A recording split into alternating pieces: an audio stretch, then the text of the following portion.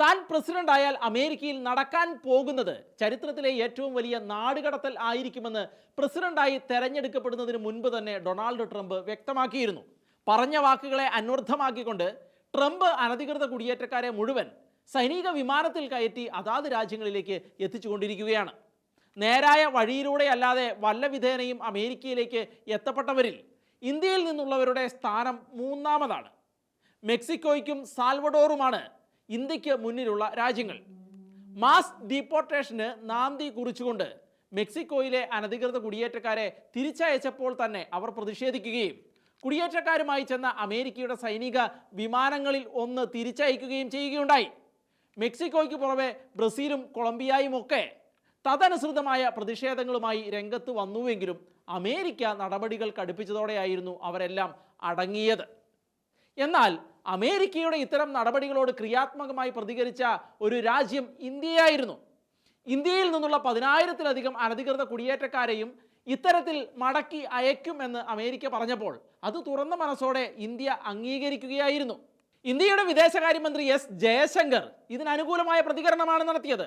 ഇപ്പോഴിതാ സ്ത്രീകളും കുട്ടികളും അടങ്ങുന്ന 104 അനധികൃത കുടിയേറ്റക്കാരുമായി അമേരിക്കയുടെ സൈനിക വിമാനം ഇന്ത്യയിൽ എത്തിയിരിക്കുകയാണ്. അവരെ അമേരിക്ക കാലിനും കയ്യിലുമൊന്നും ഒരു വിലങ്ങുമില്ലാതെയാണ് ഇവിടെ എത്തിച്ചിട്ടുള്ളത്. എന്നാൽ അമേരിക്കയിൽ നിന്ന് കയറ്റി അയക്കുമ്പോൾ ചങ്ങലക്കിട്ട് ബന്ധിച്ചാണ് അയച്ചത് എന്ന വ്യാജ വാർത്ത പ്രചരിപ്പിച്ചുകൊണ്ട് ചില തൽപര കക്ഷികൾ കടുത്ത പ്രചാരണമാണ് ഇവിടെ അഴിച്ചുവിട്ടത്.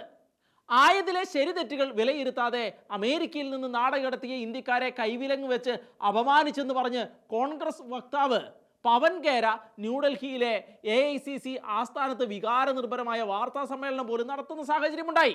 അനധികൃത കുടിയേറ്റക്കാരെ ഒഴിപ്പിക്കുന്നതിന്റെ ഭാഗമായി അമേരിക്ക തിരിച്ചയച്ച 13 കുട്ടികൾ ഉൾപ്പെടെ 104 പേരടങ്ങുന്ന സംഘമാണ് ടെക്സാസിലെ സാൻ അന്റോണിയോ വിമാനത്താവളത്തിൽ നിന്ന് അമേരിക്കയുടെ C-17 സൈനിക വിമാനത്തിൽ ഇന്ന് പഞ്ചാബ് അമൃത്സറിലെ ശ്രീ ഗുരു റാം ദാസ് ജി അന്താരാഷ്ട്ര വിമാനത്താവളത്തിൽ എത്തിയത്.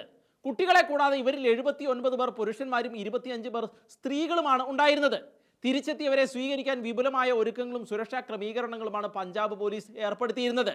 തിരിച്ച് എത്തിയവരിൽ 33 പേർ വീതം ഹരിയാന, ഗുജറാത്ത് എന്നീ സംസ്ഥാനങ്ങളിൽ നിന്നും, പഞ്ചാബിൽ നിന്ന് 30 പേരും, മഹാരാഷ്ട്ര, ഉത്തർപ്രദേശ് എന്നീ സംസ്ഥാനങ്ങളിൽ നിന്ന് 3 പേരും, ഛത്തീസ്ഗഡിൽ നിന്ന് 2 പേരും ഉണ്ടായിരുന്നു. US എംബസിയുടെ പ്രതിനിധിയുടെ സാന്നിധ്യത്തിൽ വിമാനത്താവളത്തിലെത്തിയ ഇവർ പൂർണ്ണമായി സ്വതന്ത്രരായിരുന്നുവെങ്കിലും വ്യാജ വാർത്തകൾ ഏറ്റുപിടിച്ച് ഇന്ത്യക്കാരുടെ കൈകൾ വിലങ്ങ് വെച്ച് അപമാനിച്ചെന്ന് പറഞ്ഞ് പ്രചാരണം നടത്തിയവരുടെ കൂട്ടത്തിൽ കോൺഗ്രസ് വക്താവ് പവൻ ഖേരയും ചേരുകയായിരുന്നു. വേലക്കാരിയുടെ പാസ്പോർട്ടിൽ വ്യാജ വിവരങ്ങൾ നൽകിയതിനാൽ 2013 ഡിസംബറിൽ ഇന്ത്യൻ നയതന്ത്രജ്ഞയായ ദേവയാനി ഗോബ്രഗഡയെ അമേരിക്കയിൽ വിലങ്ങ് വെച്ച് തുണിയുരിഞ്ഞ് തിരച്ചിൽ നടത്തിയെന്നും അതിനെതിരെ അന്നത്തെ UPA സർക്കാർ രൂക്ഷമായി തിരിച്ചടിച്ചതിനെ തുടർന്ന് ഇന്ത്യൻ നയതന്ത്രജ്ഞ ദേവയാനി ഗോബ്രഗഡയോട് അമേരിക്ക നടത്തിയ പെരുമാറ്റത്തിൽ ഖേദം പ്രകടിപ്പിക്കേണ്ടി വന്നിട്ടുണ്ടെന്നുമൊക്കെ പറഞ്ഞുകൊണ്ടാണ് കോൺഗ്രസ് ഇപ്പോൾ ഇല്ലാത്ത വിലങ്ങിൻ്റെ കഥകൾക്ക് പുതിയ മാനം നൽകിയിരിക്കുന്നത്. എന്നാൽ അനധികൃത ഇന്ത്യൻ കുടിയേറ്റക്കാരെ US-ൽ നിന്ന് നാടുകടത്തിയതുമായി ബന്ധപ്പെട്ട് മാധ്യമങ്ങൾ നടത്തുന്ന വിവാദങ്ങൾ ചില വസ്തുതകൾ മറച്ചു വെച്ചുകൊണ്ടാണ് എന്ന് കോൺഗ്രസിൻ്റെ തന്നെ നേതാവും വിശ്വപൗരനുമായ കോൺഗ്രസ് MP ശശി തരൂർ വ്യക്തമാക്കിയിരിക്കുകയാണ്. ഇത്തരം ഡീപ്പോർട്ടേഷൻ ആദ്യ സംഭവമല്ല എന്നും കഴിഞ്ഞ സെപ്റ്റംബറിൽ പ്രസിഡന്റായിരുന്ന ജോ ബൈഡൻ 1100 ഇന്ത്യക്കാരെ നാട് കടത്തിയിരുന്നുവെന്നും ബൈഡൻ ഭരിക്കുമ്പോൾ പുറത്തുവിട്ട കണക്കനുസരിച്ച് 7,75,000 അനധികൃത ഇന്ത്യൻ കുടിയേറ്റക്കാരാണ് അമേരിക്കയിൽ ഉണ്ടായിരുന്നത് എന്നും കൂടാതെ 2020 ഒക്ടോബർ മുതൽ കാനഡയിൽ നിന്നും മെക്സിക്കോയിൽ നിന്നും അനധികൃതമായി അതിർത്തി കടക്കാൻ ശ്രമിച്ച 1,70,000 ഇന്ത്യൻ കുടിയേറ്റക്കാരെ US customs and border protection ഉദ്യോഗസ്ഥർ തടഞ്ഞു വെച്ചിരുന്നുവെന്നും അവരും നാട് കടത്തപ്പെടേണ്ടവരാണ് എന്നും തരൂർ വ്യക്തമാക്കുകയുണ്ടായി. ഇന്ത്യൻ പൗരന്മാരുടെ കാര്യത്തിൽ അതിശക്തമായ നിലപാടാണ് ഇന്ത്യക്കുള്ളത്. അതുകൊണ്ട് തന്നെയാണ് പൗരത്വ ഭേദഗതി അടക്കമുള്ള നിയമങ്ങൾ ഇന്ത്യ പ്രാബല്യത്തിൽ വരുത്തിയതും.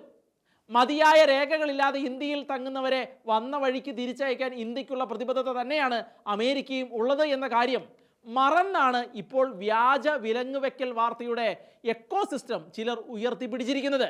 കൊളംബിയയിലേക്കും ബ്രസീലിലേക്കും വിലങ്ങ് വെച്ച് നാട് കടത്തിയത് പക്കാ ക്രിമിനലുകളെ ആയിരുന്നുവെന്നും സ്ത്രീകളോടും കുട്ടികളോടും തങ്ങൾ ഒരിക്കലും അങ്ങനെ ചെയ്തിട്ടില്ല എന്നും അമേരിക്കയുടെ ഇമിഗ്രേഷൻ ചുമതലയുള്ള ടോം ഹോമാനും വ്യക്തമാക്കുകയുണ്ടായി.